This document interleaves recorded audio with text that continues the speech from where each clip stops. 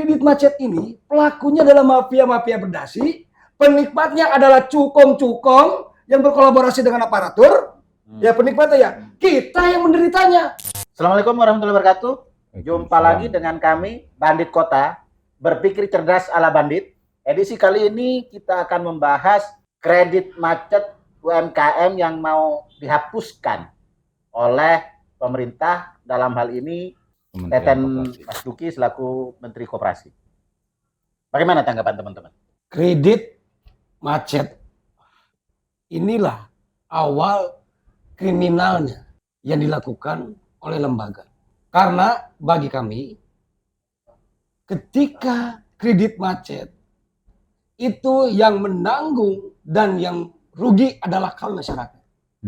Karena kalau mengikuti dari aturan hukum permainan yang dibahas oleh Bung Aderi, intinya kredit macet ada pihak yang dirugikan dan ada yang diuntungkan. Ketika ada dari mewakili pemerintah membebaskan kredit macet, toh di sini berarti ada kong kali kong, ada unsur. Karena mereka tahu siapa saja yang macet dan siapa saja yang membayar. Intinya di sini kami yang rugi. Ya. Pinjol aja, ya kan?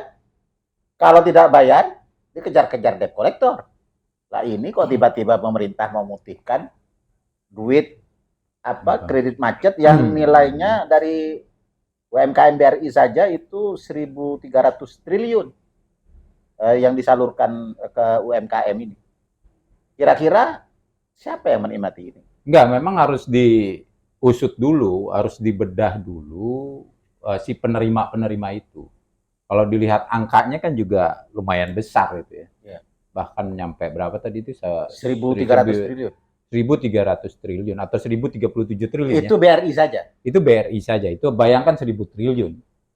Itu kalau tidak diverifikasi nasabahnya itu dugaannya nanti kan itu ada penyelewengan itu. Ya, saya menarik memang. Orang pinjam uang 1 juta sampai dikejar-kejar kayak apa, kan banyak kasus yang terjadi gitu ya. Nah, sementara ini nilainya 500 sampai dengan 5 miliar akan dihapuskan. Jangan-jangan yang menikmati kroni-kroni kawan-kawan. Nah, ini yang harus diusut tuntas gitu loh. Nggak boleh tidak boleh tidak transparan. Jadi memang Teten selaku Menkop ini harus terbuka, harus transparan. Dibuka datanya ya? Dibuka datanya. Siapa aja yang kreditnya macet? Siapa yang kreditnya macet, angkanya jelas kan kayak gitu ya. Ini Teten bisa tahu. Teten saya menilai, dia ini nabrak undang-undang. Banyak undang-undang tentang aturan kredit macet yang dia tabrak. Undang-undang perbankan, undang-undang tentang jaminan fidusia, undang-undang tentang uang prestasi. Itu dia tabrak semuanya. Dia harus bisa jelaskan apa motifnya. Nah, itu menarik tuh, motifnya. Apa motifnya? Iya. Padahal nilainya tidak tanggung-tanggung. 500 juta bahkan sedang diusul per UMKM. Bahkan sempat diusulkan sampai 5 miliar yang bisa diputihkan atau dihapuskan. Ini bahaya, bisa seperti BLBI. BLBI kan akhirnya menjadi pidana. Ya. Ini bahaya, merugikan orang lain dan merugikan para investor nanti jadinya. Nah, kalau itu kan uang yang ini kan uang bank BUMN kan? Ya. Nah, uang BUMN ini kan ya kalau dia bangkrut, disuntik dana dari pemerintah yang itu berarti bersumber dari pajak. Nah, kita sebagai warga biasa begini dikejar-kejar pajak. Iya, cuman efeknya umumnya bank itu berasal dari mana uangnya? Nasabah. Yang dirugikan di sini siapa? Nasabah. Nasabah itu ya termasuk kita. Pernah berpikir nggak gitu bahwa maling-maling berdasi ini yang mewakili institusi-institusi tersebut, ini bagi saya justru ini kejahatan yang paling nyata. Kalau dulu company memeras rakyat dengan melalui pajak bumi, pajak hasil bumi, ini mereka memeras habis-habisan. Pertama, memeras hak. Apakah kita pernah memverifikasi siapa saja yang menikmati pinjaman itu? Konyol kok. Ya. Saya pernah, mungkin teman-teman sini punya keluarga, kenapa lebih memilih memilih pinjol ataupun kalau di Sunda itu daerah saya itu ada namanya Bank Emo. Hanya sekedar di bawah 1 juta. Karena apa? Betapa sulitnya sebenarnya Cari pinjaman di bank. cari pinjaman di bank pemerintah ini. Nah, tapi tiba-tiba sampai ada ribuan triliun dana serapan keluar dari bank. Nah, siapa yang menikmatinya? Ini jelas bagi saya kekonyolan. Atau jangan-jangan ini skenario untuk pesta pora di penghujung jabatan. Atau bagian dari kakek tangan, atau bagian dari kroni yang memang sudah punya backing tertentu dari mulai dari analisa perbankannya, analisa krediturnya, sampai proses eksekusi pencairannya. Atau ada kong kali kong cair segini, ada Masuk ke dalam persen. Nah, kita bisa melihat kok dari awal BLBI, Senturi, semua judulnya kredit macet. Semua kreditnya adalah bank tidak mampu membayar. Padahal semua itu dikembalikan ke negara, bebannya kepada negara, ke masyarakat, dengan regulasi undang-undang yang sudah pakem. Akhirnya siapa? Di sinilah copet-copet, maling-maling berdasi di publik ini yang tidak mampu diselesaikan oleh awal reformasi kalau tidak salah itu sempat ada juga bantuan-bantuan bergulir dari Kemenkop yang macet dan habis itu diputihkan oleh Kemenkop. Apakah modusnya akan sama seperti itu? Sama, memang harus didalami motifnya Kementerian Koperasi ini ya, mengusulkan untuk penghapusan kredit macet ini harus didalami karena apalagi mau tahun politik kan gitu kan. Ini kan makanya harus dibuka, harus transparan sehingga motifnya kelihatan. Kalau misalnya di BRI katakan itu ya, di salah satu banknya lah, itu yang nasabahnya itu kan kita bisa lihat juga itu. Kalau transparan itu kan bisa kelihatan warnanya. Itu kan. Nah, apakah motif itu mau cuci piring itu kan? Padahal orang punya hutang kartu kredit 1 juta saja bisa tidak lolos BI checking. Iya, udah pasti itu kalau itu. bisa ini. Gitu Artinya penghapusan kredit macet terhadap UMKM ini apakah menghapus juga blacklist di Bank Indonesia? Ya mestinya kalau dihapus ya hapus blacklistnya. Iya. Yang kedua berarti kan bebas tidak bayar kan? Iya. Kayak gitu. Bebas tidak bayar dia. Nah kalau kayak gini berarti posisinya pemerintah melegalkan perampokan dengan kebijakan. Iya kan kalau kayak gitu kan? Nah ini yang sebenarnya harus dihindari. Ya kebijakan itu dalam undang-undang tindak pidana korupsi ya korupsi. Iya. Salah dalam menentukan kebijakan korupsi. Ya, korupsi. Lah bukannya Teten sempat di KPK dulu? Memang konyol gitu loh. Karena kalau kita lihat juga bahwa UMKM itu paling kalaupun itu 25 sampai 50 juta keseringan kalaupun dia bisa nyairin. Ini kok ada nyampe angka 500 bahkan 5 miliar.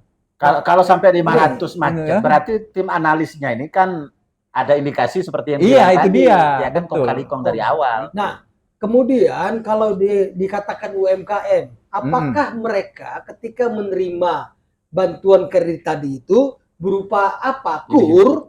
Kalau KUR, yang saya pernah ketahui dan saya pernah saksikan, ada jaminan yang diberikan oleh si peminjam. Belakangan nggak ada. Kalau lewat dari 25 atau 50. Ada ya. kasus legendaris Itu seperti yang dia. ditangsi. Bagaimana dengan jaminan itu? Bapindo ya? Ya. Dan bank industri, bank ekonomi, waktu itu yang kebanyakan bank membackup proposal properti.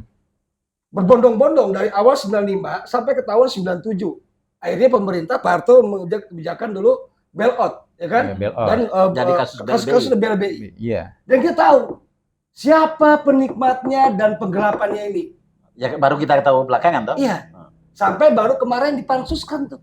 Soal BLBI bayangkan, udah 23 tahun diusut, itu pun belum terbayar semua. Kasus eksekusi yang Timor, ya. Sama Bimantara. Bayangkan, kredit macet ini pelakunya adalah mafia-mafia berdasi, penikmatnya adalah cukong-cukong yang berkolaborasi dengan aparatur.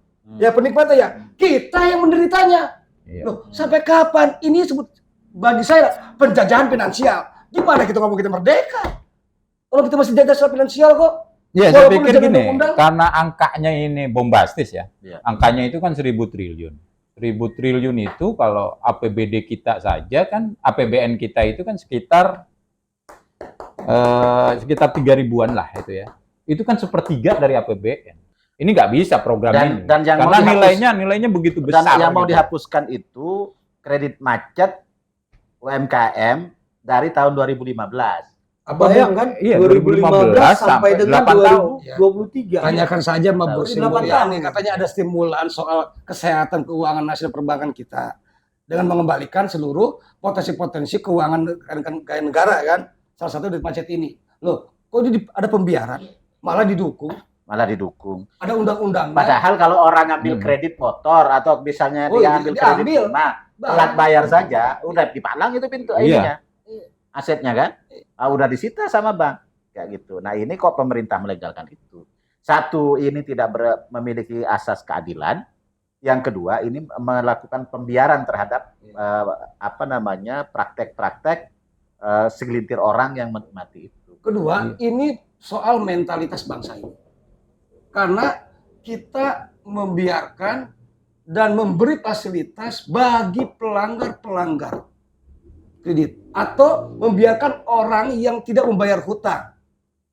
Ini yang rusaknya mental. Bayangkan kalau setengah dari publik ini 150 juta melakukan mental yang sama, mengambil, meminjam tapi tidak mengembalikan. Berharap terjadi pemutihan. Ini kan jadi konyol. Bagi saya ini rusak, tidak sesuai dengan bangunan pondasi para pandai-pandai kita. Pemirsa, penghapusan kredit macet terhadap UMKM ini, walaupun masih rencana, harus dilakukan secara transparan. Yang macet itu siapa saja? Orang per orang, perusahaan per perusahaan, harus disampaikan ke publik. Sehingga publik bisa menilai bahwa orang ini tidak jujur, orang ini tidak kompeten dalam mengelola sebuah usaha.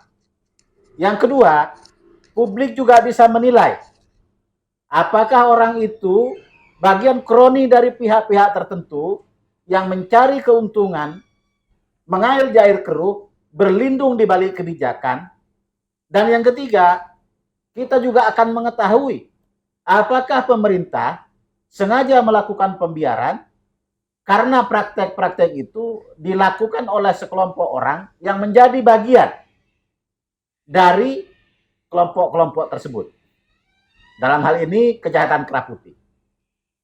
Sekian dari Bandit Kota, berpikir cerdas ala bandit. Sampai ketemu edisi berikutnya. Hati-hati modus mafia finansial.